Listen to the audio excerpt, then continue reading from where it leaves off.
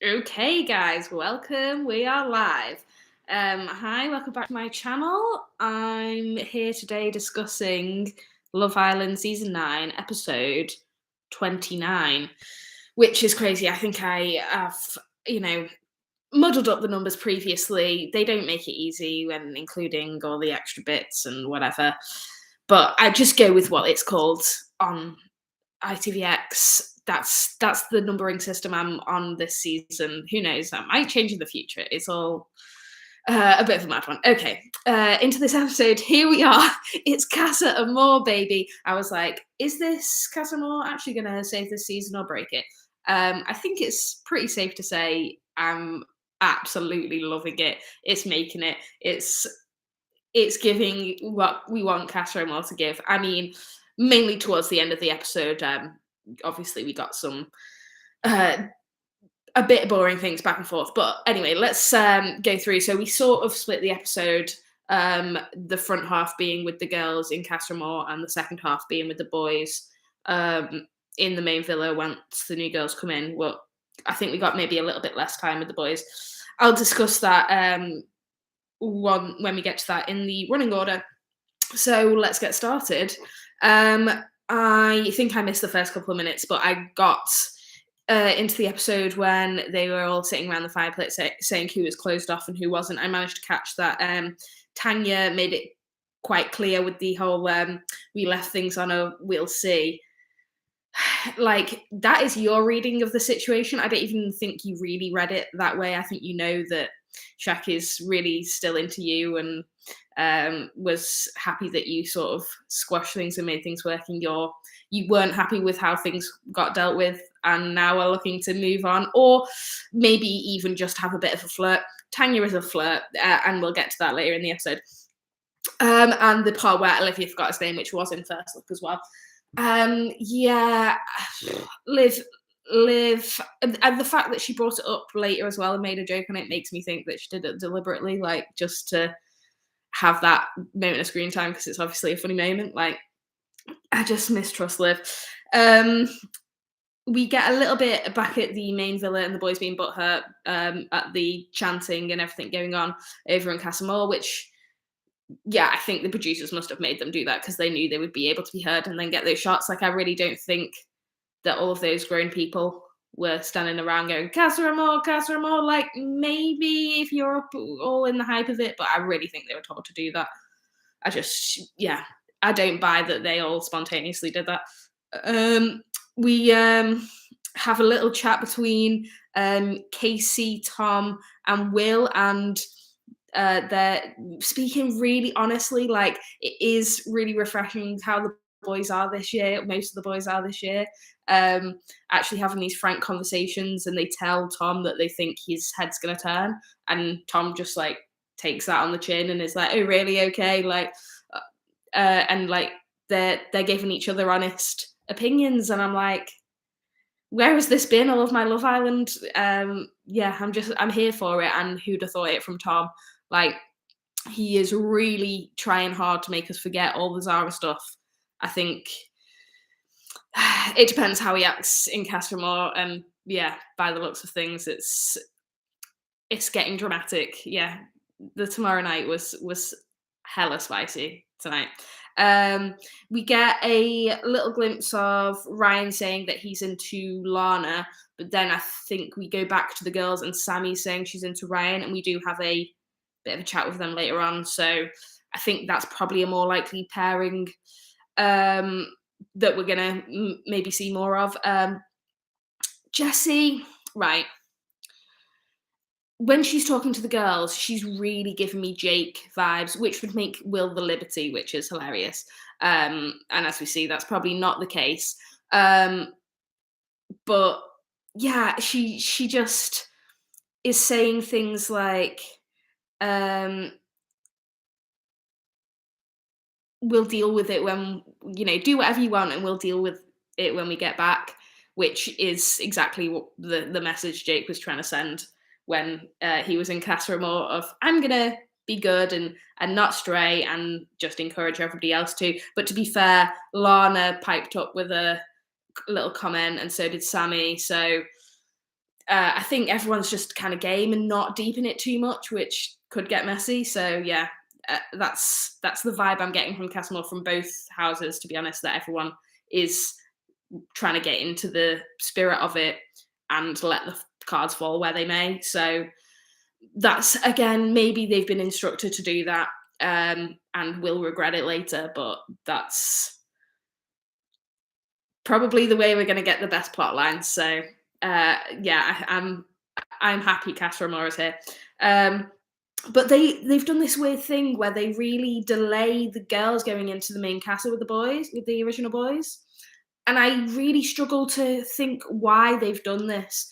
So it's clearly like nearly a full day that, or yeah, pretty much a full day that the girls are with the new boys and the boys aren't with the new girls. Is it to sort of delay their storylines in the hopes that the girls get a little bit further along, are more likely to then couple up in the same length of time that the boys, because they are assuming they're going to move quicker, maybe? Or maybe it's to make it worse that if the boys do couple up, like, or maybe it's just to get those shots, like I said, of them being butthurt that they can hear them having a good time. Like, I don't know. It's bizarre because that, to me, wasn't great TV to watch them just moping about and being bummed out that the girls aren't there. Like, it's Casa Amor, let's get it started. Like, come on.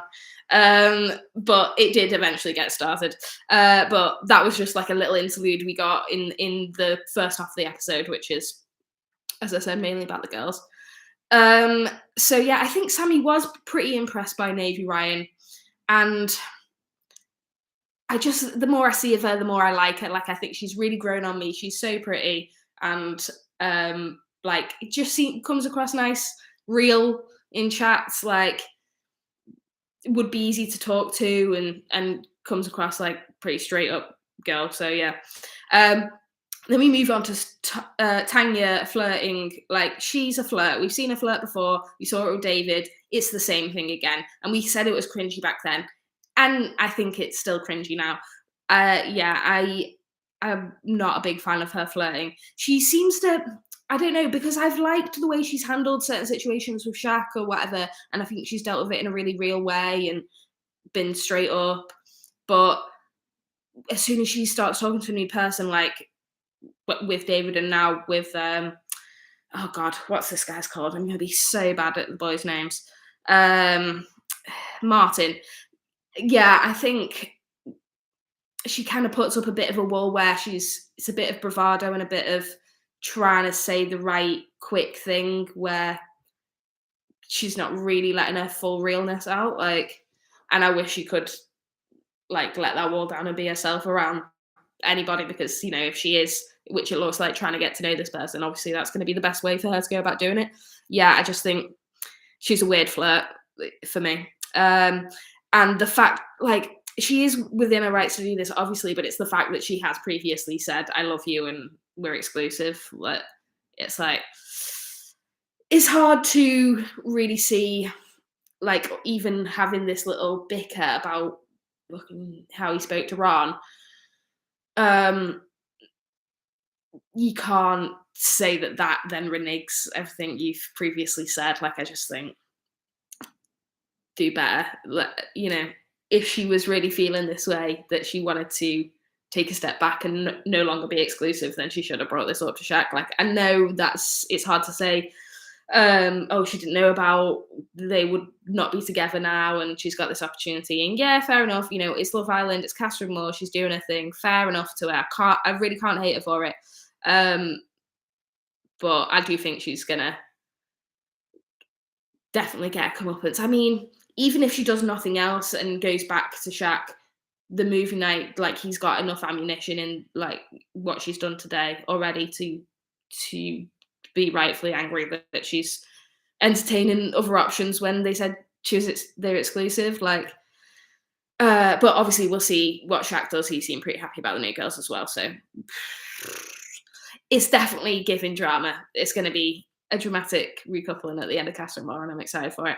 Yeah, Lana speaks to the Geordie guy, Kane. She's talking a pretty big game. Like, saying how she's like the door's not closed and she'd be stupid to shut herself off. He does look a lot like Ron for sure. So, and I know I'm not the first person to say that, but she could be open, but I still think she's going to stick. I don't, I think Tang is pretty safe bet to twist at this point from what's happened. But Lana, I think, is definitely just going to go back to Ron. Like, that's the storyline that I've been reading from Love Island so far. But I kind of hope she proves me wrong, but because Ron's just not ever getting back in my good books. So yeah, we'll see what she does, but I'm not really warming to the Geordie lad. Like, he seems all right, but he's not giving me much personality yet. Then Claudia, sorry, talks to the now I really can't remember this guy's name, the tattoo geezer. That's what I think of him as. She's just great. Like, I love Claudia. I feel like we got more of her in this chat than we have done in the previous 4 days she's been in the villa, because we've not had that much time to focus on her. But yeah, she seems lovely, and again, really real, really straight up. Like, I think they have done a really good job casting this season with the people from the main villa. And obviously we've not seen much of the cast from More Islanders yet, but they're not too bad. I'll say they're not too bad. That we've definitely had worse cast from More lineups. So yeah, I think the tattoo guy is definitely a dead one for me, but other than that, it's been a pretty good cast. But yeah, I don't really see her going there. I think from what she was crying in the dressing room and stuff, I think she's actually going to stick with Casey, which could be a really nice love story. I know Casey's giving it talking the big game, saying that he wants to play the field, but I still, it's early enough for that not to be a big deal and for them to find their way back together. I think I could see that, and maybe I'm shipping that and hoping for it. Then we see Liv talk to Maxwell, who I say that he'd be into her and she'd be into him. I knew they'd get on, like, and find each other attractive. I just don't like Liv. Like, I'm sorry, I don't like her. She is a really good casting. She's a good contestant, but she thinks she's better than she is. Like, and everyone thinks she's the main character, energy, all of that. It's true. But I'm sick of seeing her on my screen. Like, she will twist. She will go with, if not Maxwell, someone else. She's definitely gonna twist. I'm sorry, Kai. It's gonna happen, yeah. And I just wrote a little note about when we go into the nighttime and we get the Casa Amor night cam. It just reminded me of Ekin-Su and thinking, oh, miss that girl. Like, yeah, this season's getting better. It's Casa Amor and I'm excited about it, but god damn, I miss Ekin-Su.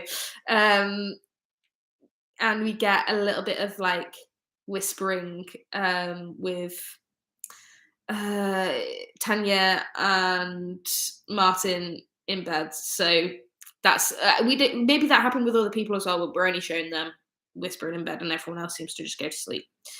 Now I think we're sort of in the second half of the episode, and we go over to the main casa and the girls actually finally arrive sort of halfway through the day. Layla, I think, is the first one who sort of introduced herself. She seems really nice, really beautiful. Like her. We'll come to her later. Hilarious, just yes, scenes. Sanam, she seems a bit posh, but she could be a nice girl. Having said that, though, the tomorrow night, we'll see. Sammy, the blonde, yeah, she seems rich. She works in Dubai, so she's gonna have expensive taste. And she seems like she could be trouble. Like, she is I think she is what Liv wants to be. Like, she's the 27-year-old coming into a villa full of young guys and knowing how to manipulate them and whatever, whatever. Like, I see that Sammy thinks she's got the main character energy just in the same way that Liv does, but I think maybe she actually has it a little bit more. We'll see. We'll see. She could really disappoint me, but from what I've seen so far, yeah, she seems like she could be a good character. Cynthia, she's fit. She's fit and she seems funny, confident. Like, Cynthia's really impressed me. I'm usually like more on board with the Casa girls than the boys, or just the girls and the boys in general. I think they must be easier to cast good quality women. Like, uh, but yeah, I think Cynthia definitely is someone I want to see more of, and I think I get to it, but I'm a bit worried that we won't actually get to keep her. Um, Linda seems like she's happy to be there. I don't really have much to say about this girl. Like, she's not giving me any personality other than just like smiling. Yes, I'm in Love Island Casa. Woohoo! Like, that's all she's given me.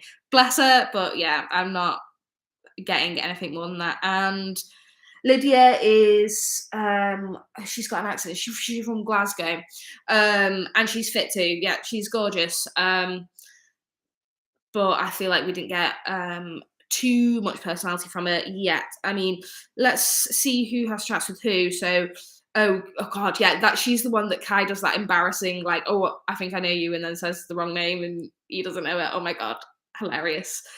Bless Kai, like, that's the best thing he's given us all season. Oh, apart from that chat about when you look up at the moon, and yeah, okay, maybe I'm coming around to the fact that that's what Kai's value in this whole season is those stupid quotes, because God bless that guy. Yeah, okay.